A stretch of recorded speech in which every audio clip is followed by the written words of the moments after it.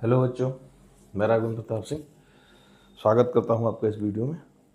ठीक है, देखिए ये चैप्टर 2 है क्लास 9th का बहुपद। ठीक है, तो चैप्टर 2 क्लास 9th का ये बहुपद है। बहुपद जैसा कि इसी से स्पष्ट है कि बहुपद मतलब एक से अधिक पद हो। ठीक है, तो ये बहुपद हमेशा दो चीज़ों से मिलकर बनता है, एक चरपद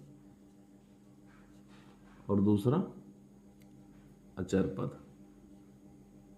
ठीक है, इस चर पद से और अचर पद से मिलकर ये बनता है। ठीक है, तो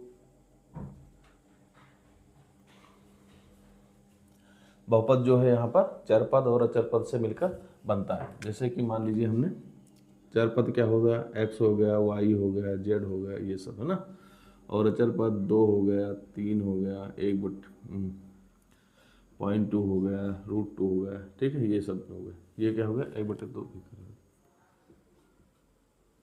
ये सब क्या हो गए, अचर पद हो गए, और ये क्या हो गए, चर पद हो गए। ठीक है, ये अचर पद हो गए और ये चर पद हो गए। तो कॉम्बिनेशन बहुपद जो होता है वो चर पद और अचर पद के कॉम्बिनेशन से बनता है। ठीक है, जैसे 2x है, ठीक है, 3y है, या ये सब क्या है, बीजीय व्यंजन है।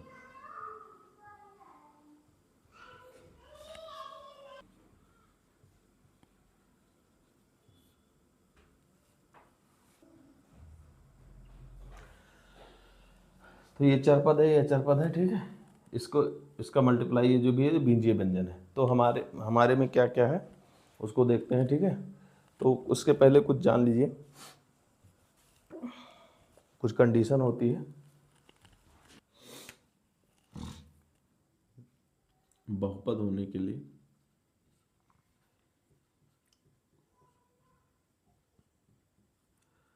कुछ शर्तें होती हैं ना, जिसको फॉलो करना। पहला क्या है, जो बहुपद में पद हो वो सीमित होने चाहिए।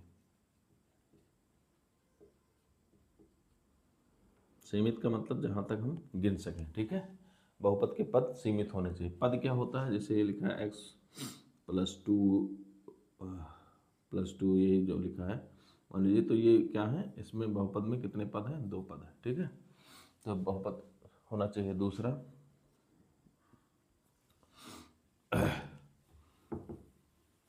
जो चर पद है या बीजीय व्यंजन है,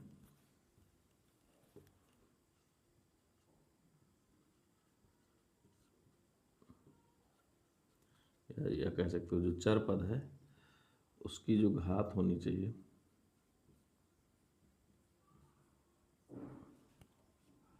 वह पूर्णांक होना चाहिए।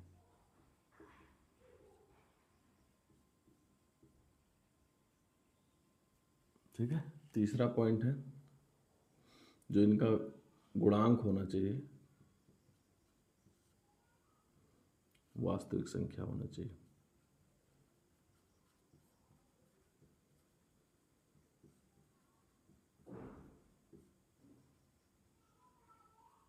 ठीक है, ये तीनों कंडीशन अगर फॉलो करेगी तो जो दिया होगा वो हमारा क्या होगा, बहुपद होगा। ठीक है,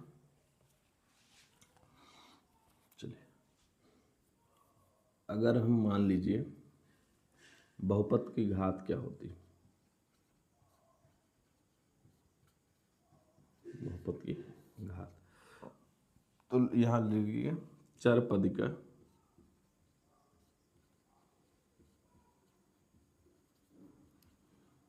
अधिकतम घात को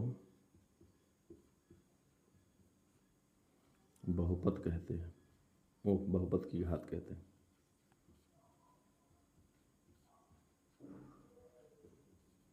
ठीक है, जैसे मान लीजिए यहाँ x² प्लस का 4x³ प्लस का स्क्वायर प्लस का 9x+2। ठीक है, ये दिया हुआ है। तो इसमें जो चर पद है, चर पद कौन सा, x है, इसकी जो अधिकतम घात होगी वही पूरे बहुपद की क्या होगी, घात होगी, तो 3 होगी। ठीक है, ये हो गया। फिर होता है अगर इसको पद में डिवाइड करो, कितने पद होते हैं बहुपद में? पद के हिसाब से डिवाइड करो तो एक पदीय, द्विपदीय और त्रिपदीय। ठीक है, एक पदीय में जैसे मान लीजिए एक हो गया, ठीक है, वाई हो गया या टू ही हो गया, ठीक है। दो पदीय में दो होना चाहिए, प्लस टू, मान लीजिए वाई माइनस टू, इसमें एक्स प्लस वाई, ठीक है, इसमें तीन पद हो जाने चाहिए,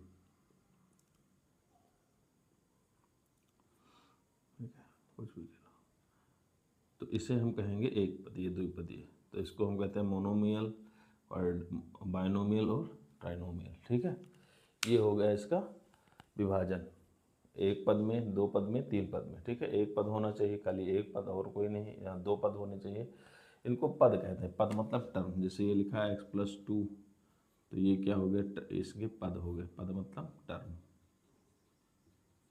ये हो गए इसके पद। ठीक है, तो ये कुछ इंट्रोडक्शन पार्ट था बहुपद का, देख लीजिए।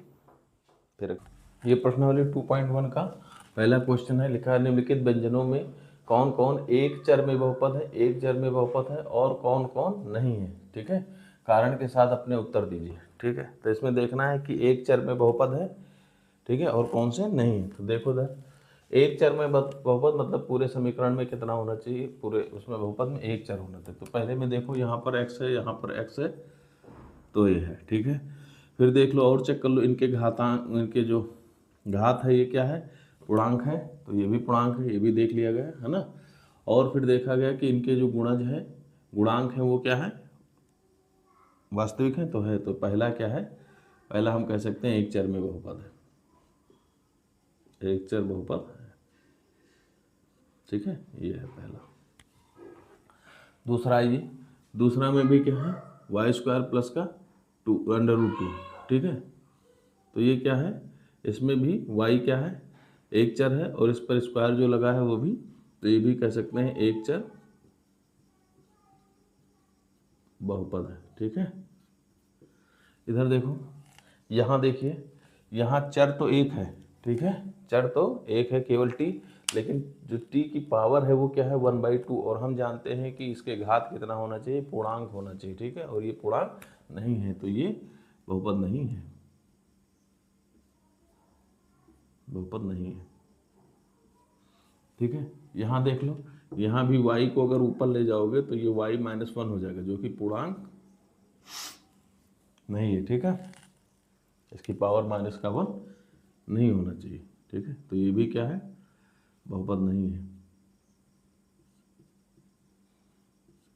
और यहाँ 1 2 3, यहाँ पर तीन बहुपद, तीन चर है, 1 2 3, तो ये भी एक चर बहुपद नहीं है।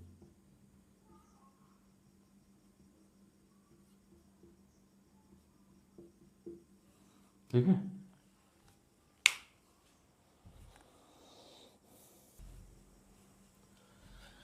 ये दूसरा क्वेश्चन है, कह रहा है निम्नलिखित में से प्रत्येक में एक्स स्क्वायर का गुणांक लिखिए। ठीक है, किसका गुणांक कह रहा है, एक्स स्क्वायर का गुणांक लिखा है।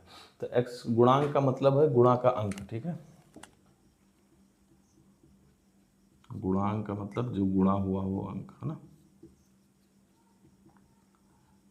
ठीक है, तो एक्स स्क्वायर का गुणांक कहा है, मतलब एक्स स्क्वायर में जो गुणा हुआ है उसकी बात किया जाएगा। ठीक है, तो यहाँ पर किसकी बात किया गया है, गुणांक की, किसकी, एक्स स्क्वायर की। देख लो यहाँ पर एक्स स्क्वायर का जब कोई नहीं गुणा रहता है तो इसका मतलब एक, तो एक्स स्क्वायर का यहाँ गुणांक क्या हो गया, एक्स स्क्वायर का गुणांक क्या हो गया, यहाँ पर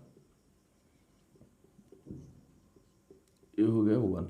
ठीक है, यहाँ एक्स स्क्वायर का गुणांक, एक्स स्क्वायर में क्या गुणा हुआ, -1। ठीक है, साइन लेकर चलेंगे। यहाँ एक्स स्क्वायर का गुणांक, यहाँ क्या है, एक्स स्क्वायर से गुणा हुआ है π/2। ठीक है, यहाँ एक्स स्क्वायर का गुणांक,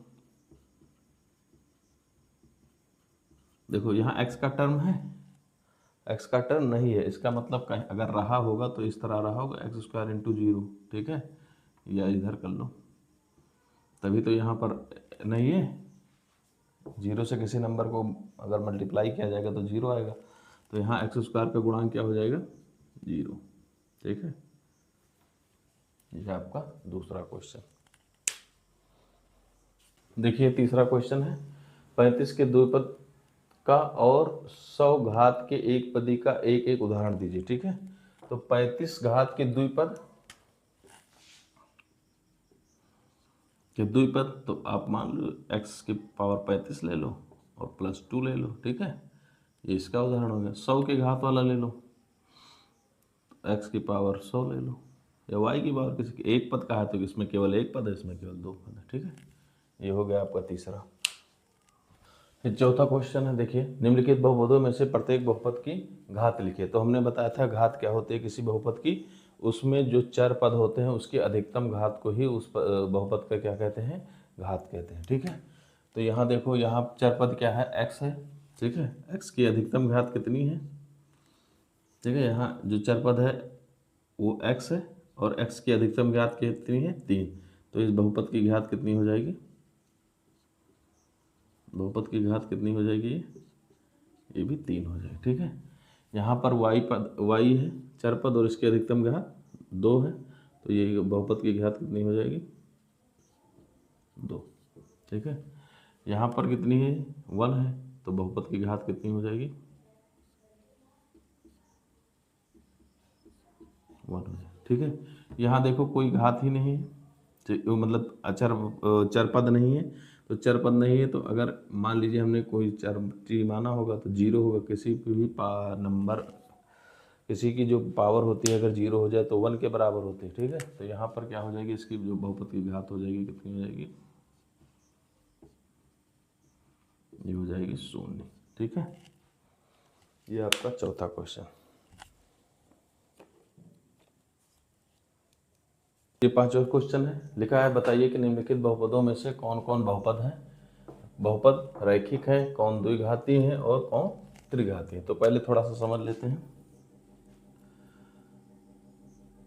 जिस बहुपद की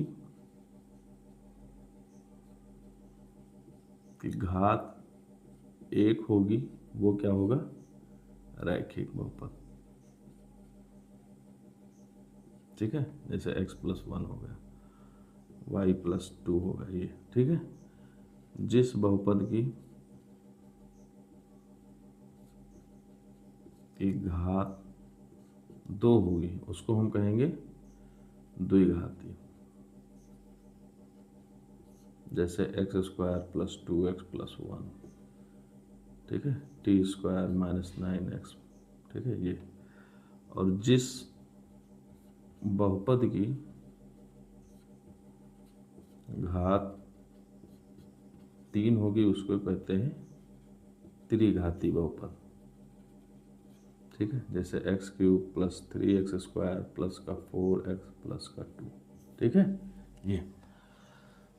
ठीक है, अब इसी के हिसाब से इसमें देख लो, यहाँ x जो इस बहुपद की जो अधिकतम घात है वो, मतलब इस में जो x है चर पद है, इसका जो अधिकतम घात है वो 2 है, इसलिए इस बहुपद का जो घात होगी वो कितनी होगी, 2 होगी, और 2 होगी तो ये क्या हो जाएगी, द्विघाती। ठीक है, यहाँ कितनी अधिकतम घात, 3, तो ये हो जाएगी त्रिघाती। इसी प्रकार यहाँ देखो अधिकतम घात 2 है तो इसका हो जाएगी द्विघाती। इसी प्रकार यहाँ 1 है अधिकतम तो ये रैखिक हो जाएगी। यहाँ भी 1 है तो ये भी रैखिक हो जाएगी। ठीक है, यहाँ 2 है तो द्विघाती हो जाएगी, और यहाँ 3 है तो त्रिघाती हो जाएगी। ठीक है, ये। ठीक है, तो ये 2.1 आपका प्रश्नावली समाप्त हो रही है। ठीक है, आप देख लीजिए, इसमें कोई दिक्कत हो तो बताइए। इसमें अब अगर बहुपद की घात पूछे तो हम जानते हैं जो बहुपद में चर पद होगा उसकी जो अधिकतम घात होगी उसी वही जो है बहुपद की घात होगी। अगर बहुपद की घात 1 है तो क्या कहेंगे, उसे रैखिक बहुपद। अगर बहुपद की घात 2 है तो उसे द्विघातीय बहुपद। अगर बहुपद की घात 3 है तो उसे त्रिघातीय बहुपद कहते हैं। ठीक है, समझ में आई बात?